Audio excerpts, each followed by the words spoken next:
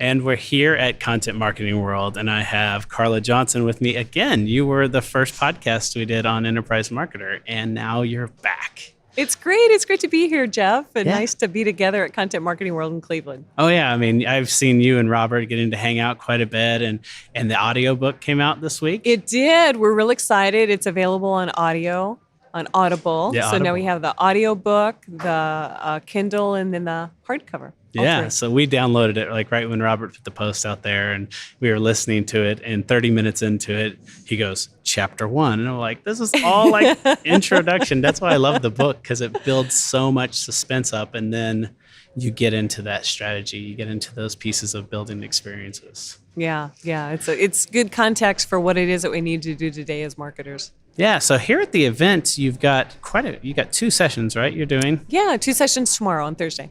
Awesome. So the first one, and I love the title, it's My Employee Said What? And then creating a content strategy for employees. What do you plan to cover in that session? You know, I think employees are probably the biggest ignored audience when it comes to content marketing, because we spend a lot of time building external audiences that makes sure that things are engaging and we tell our story. But we don't think about our employees as the most important audience, because when we look at all the promises that we make as marketers and even salespeople and branding and all the things that we go through to build that external audience, we make a lot of promises, but we don't think about who are the people who are actually going to make those promises come true, who's going to keep those promises. And that's where employees have to understand what it is that we stand for as a brand, and we have to continually build that engagement and think of them as an audience just as strong as we do that external audience. So that's really the focus of what I'm going to talk about. Oh, I love it, because, I mean, even as a small company like we are, we have to make sure that we tell our developers, or our designers, that when we're putting out content marketing, or content management systems, here's the things that they'll be measured on. So don't forget these things. And here's why it's important. So they can empathize with the customers too. Yeah, exactly. It helps them be better informed. It helps them be more innovative, more creative if they understand everything behind it. And then when you get to some companies that are bigger and more spread out, employees know that there's things going on, and they think that they're going on and it's being kept or it's hidden from them. Mm-hmm. And if employees don't know what to say, then they'll make things up. But they want to have things to talk about. And so that's what our role now as content marketers needs to be, is to think about this employee base as just as strong of an audience as we do our external audiences. Yeah, and when you start to think of like interdepartmental relationships. Oh, absolutely. That, customer service, understanding how important the experience is, and understanding what we're doing in social so that they can participate. There's just so much education that needs to happen. And luckily we're communicators. Right. So we can come up with a strategy to do that. Uh-huh. So the second session is how B2B executives need to strategize in the world of content. And I think it all kind of does this crescendo of coming together, right? Because you have the employees who are deploying these strategies, and then the executives who hopefully are communicating with the other departments about what the strategies look like and how important content is. So what are some of the struggles that you see when you go into organizations and you're teaching them about storytelling, you're teaching them about, making the customer the hero, and that you're seeing they're struggling with when it comes to seeing content as a more important resource? Jeff, the biggest one that I see, and Joe covered it this morning, and it's a message that comes out in the research that CMI marketing and marketing profs do every year, is really that commitment to what it is that you do as a marketer, as a content marketer. Are you all in with committing to use a content marketing strategy? And with executives, they have a lot of things they have to keep their hands on and make sure flows well. But if you're only partially committed to that content strategy or partially committed to telling that brand story, it's always easy for something else to take a higher priority. And that's where we see fractured focus, and that's where you see disconnection, and that lack of clarity always shows up. It shows up in the consistency of experiences that we create for customers and audiences. It shows up in how well and how much employees trust a brand and the leadership in it, because consistency is what builds trust, and that's what's most important. And that's where I see a lot of marketing executives really start to struggle, is that commitment to consistency. Yeah, I think especially as somebody in a leadership role, it's easy to think that change is always a good thing when you're the one that's steering the boat, right? Because you know what a left turn means. But if you're, inside, you might not understand all the change, and it's a little scarier. And, we're not always the best at telling people what's going on. And so if we move one direction and we don't explain it as executives, then you create a lot of, just people who they're employed and they're concerned. And we just need to do a much better job, and especially in content marketing, because there's a formula for it, and it works when you follow the formula. But so many people leave that consistency out, or they leave the long-term effect, or they leave measuring their audience out. Right. And just like with content marketing and developing a mission statement, that you learn what to say no to. That probably, if anything, is the most important reason why companies need to have a content marketing mission statement, so they know what to say no to. The same thing happens with marketing executives, because there may be a lot of change that a company can go through, or shiny objects that capture people's attention, but they have to know what their focus is, and again, back to what they're committed to, so that when they go through change, it's smart change, not just change because it's here and I'm not sure how to handle it. So talk a little bit about storytelling, because I love seeing companies, like Microsoft and the chief storyteller with Steve Clayton, and the stories that they tell are just amazing because they're so focused on the person they're telling the story about and not the company. And then you see people trying to do storytelling through case study videos, and it's always about them, right? There's like this first 5 minutes or 2 minutes of the person they're interviewing, and then you see that spin. Do you think that spin in storytelling is as important to always drive it back to a product or service, or can the story really just own and capture that audience's attention? The storytellers who I see who are the most successful, they understand that the story is about the audience first and the brand second. There will be a time when it comes down to the brand and the products and services, but that's such a tail end part of the story, and it's not what the middle is. And marketers have a really hard time letting go of that traditional, habitual need and urge, and sometimes pressure to talk about the brand and the products and the services. But the companies that are doing the best job, and we saw this with Lego this morning, they're doing an amazing job of telling a story that creates excitement for people around the product, and it makes it very easy for people to naturally want to help tell that story. So the gentleman talked about they have 20 times more content that's developed, I think, on YouTube than what Lego itself creates as content and storytelling. So that shows that they're telling a story that resonates, and it inspires people, and it actually gives them something to aspire to.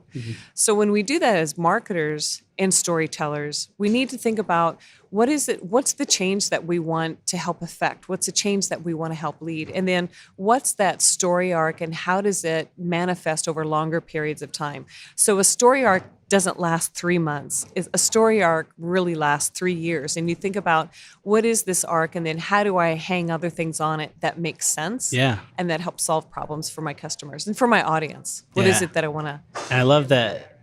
I love storytelling beyond the campaign, right? So it's, it's not just next 3 months we're going to do that, release this thing and then go away, but it's that relationship you get with with the person telling the story and seeing it over and over. And I think we can learn so much from the way digital video is changing the way people are consuming stories, to where, like Stranger Things on Netflix. Absolutely. I don't know if you watched it. It was I'm a just huge fan. Yeah, Huge fan of that. It was like 13-hour movie in a whole bunch of, clips, but you could stop and you could consume, or you could just binge it. And now everyone's on their toes because they left the little cliffhangers right at the end, those things that they can hook other things on. And Netflix will do an amazing job, I know, of incorporating other pieces of content to kind of drive people that interest into that next season. And that's not just a movie, production house kind of thing. We can do the same things with our content in B2B or B2C, to just tell a story and then have people want a little bit more next. And you think about the best stories, the best novels, the best movies, they left you on the edge of your seat. And I know when I read a great book, it's one of those, just one more chapter, just one more chapter, just one more chapter. And I watch the clock tick, and it's later and later at night, but I just can't let it go because it is such a great story. And great storytellers know how to stop at a point that leaves anticipation and expectation and a hunger for what comes next. And we don't think about that as marketers, about using those classic storytelling, script writing, or novel writing kind of techniques to get people excited and really draw them in and make them demand more content from us from a storytelling perspective, because it is that great. Yeah. We don't think that that's necessary, but that's really what society and people who love Stranger Things, that's what they're being conditioned to. And so to be successful, we have to take those same ideas and concepts and bring them into the work that we do as marketers. Oh yeah, I mean the hero's journey has worked in, it's not just a movie thing, right? Right. It's worked in books, it's worked in literature, it's worked in plays even. So telling stories from the stage, you can lead people through a journey, right? And then show them build up the anticipation, have that epic battle in the middle of your session, and then bring them back to a conclusion. It's not something that you just allow for Hollywood to play with. You can bring it in. And so I love that. And have you heard of Donald Miller? I haven't. Okay, so he's a writer. He wrote tons of best-selling books. One of them was Blue Like Jazz. And Okay. they made it into a movie, but he's kind of moved over to this storytelling side too. And I love what he says, that you're the guide, make the reader the hero. And I think marketers can totally, it's beyond just not talking about our services, but actually talking and guiding somebody through their journey and not your journey. It is. And when companies say we really want to own a conversation, or we want to be considered as the trusted advisors or thought leaders, really it's that story that you tell from a much bigger perspective about what to expect, what's going on, the context that it has. That's where storytelling helps companies a lot to set them apart from commodity conversations and into something that has industries and has customers coming to them to say, what will the story look like? What do you think? What do you see? And be that master storyteller that's differentiated from other people that they're talking to. Today, real time is the only time that counts. To stay relevant, you have to stay ahead. Your customers want the right information, right now, wherever they are. So how do you meet the demands of today's customers? By marketing in context. Context accounts for a customer's interaction with your brand. So each touch builds on the next, creating more meaningful experiences for your customers. At Sitecore, we call this context marketing. To do it well, you need marketing technology that has three things: contextual intelligence, content management, and omni-channel automation. Contextual intelligence gives you the information you need about your consumers, so the content you manage is more relevant and is automatically delivered wherever your customers are. The Sitecore Experience platform was built for context marketing, so you can create a more personalized customer experience. Demand more from your marketing technology. Demand more from marketing. Own the experience. Sitecore. So who are some of the people that you see are doing storytelling really well? And what's some examples that you'd have? From B2B side, I love what Emerson is doing with their Consider It Solved. And Kathy Button-Bell's their CMO, and she's talked about since she joined the company in '99 that the whole focus of what they've been doing is simplification. So simplification of what is it that their brand story is, because she said, they have over 100,000 employees all around the world. We need to be able to have a story that employees can connect with and understand. Mm-hmm. Because when you sell highly technical, engineering-driven devices and you're not an engineer, how is it that you can talk about your company in a way that makes sense? Mm-hmm. So they simplified what the story was, and then they said, now how do we continue to accelerate change within the company and within our industry through the stories that we tell. And she's phenomenal at looking at those longer term story arcs and continuing to move things along. And we see what's happening now with the company is that they're more agile, they're able to change a lot faster, they're much more innovative, and they really stand out in their industry. And I think she's done a phenomenal job as the chief storyteller. Yeah, I like that notion of we're continuing to tell this story, so we're treating it almost like news, right? Exactly. And it never ends, and we're always going to be broadcasting in different types of content because we're trying to drive someone back in and give them that satisfaction at 10:30. They know the weather, they know the sports, they know what's going on, and we could do the same thing. And I love to hear that Emerson, right? Yeah. You don't think a 125-year-old B2B heavy industrial engineering driven company they've changed their whole perception of who they are in the market. They're full of color, light, and sound. There's energy, and that's not how they've been perceived. But there's a quote from a gentleman who said, if you want to change culture, change your stories, because that's what people look at is the stories create who we are. So the same thing happens inside the walls of a company. What stories are you telling, and what kind of culture and behavior is it bringing about because of those stories? Yeah, and I think when you start to tell those internal stories, then HR can use those to recruit, and your sales team can use those to show how authentic you are. And when you don't just show the happy path, right? You show what happens when we make mistakes. What it looks like, inside the organization, then people start to trust you a little bit more, and they believe what you say you're doing. So I love that. Is there another one you could think of? I love what Antonio Lucio has done with HP with the split of the company. So he came from Visa, and he worked for a year to say, let's research with 200 of our top opinion leaders, and let's survey some of our employees. So some for them was 10,000 out of the 50,000 employees. And they said, what is it that matters to our employees, and what does our heritage mean with our founders, and how do we bring that forward? So they've been able to tap into a lot of that rich history, but also move it forward in an aspirational way to keep employees excited about the future and excited about what's coming. And you see that in their brand platform, which is keep reinventing. So it isn't just that they've created things for one time, but they look at how can we keep reinventing things to make sure it's better, that we amaze our customers, and that we deliver the best that there is out there. So I love what they've been able to do. And we see when you talk about trust, you can see things on Glassdoor with how much employees trust a company, because you can't hide your dirty laundry on a site like Glassdoor. Oh, yeah. And so you look at that and you can tell the companies who actually live and believe and have a culture around their stories, because that's what employees know to be true and to be real, and that's where you build that trust. Yeah, I mean, HP they've completely changed. I mean, over the past 10 years now, HP Enterprise and the agency approach that they're taking, that would be intimidating as an employee, that you're traditionally consulting, and then you've got this this bigger product side, and then all of a sudden everything's meshed and turned around. But yeah, they've done a great job of rebranding one, and then also getting that information out to the public and internally. Yeah, because they've done research since they split the company in November 1st last year.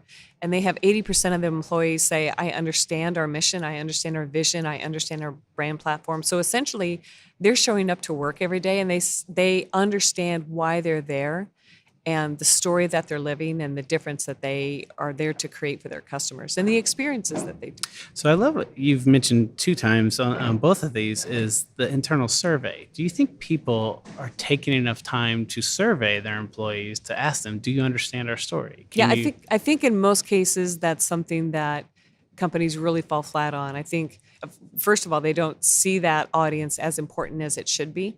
And second of all, they don't think about how can I take those same tools and approaches that I use with external audiences and apply them in the same way that I do with internal audiences. So there's some very skilled internal communications people who will definitely do this, but there tends to be a discrepancy between what internal communications people do and what marketers do. And I think it's a great opportunity for these two very talented groups to come together and make a stronger and richer experience for employees. Oh yeah, it's cool because they are so connected from an organizational chart perspective that they can work work together. And they have Exactly. similar education backgrounds too. Uh-huh. And so, but yeah, the measurements are different, right? How many customers are you bringing in, and how many employees, what's the attrition rate, or how many new hires do we have?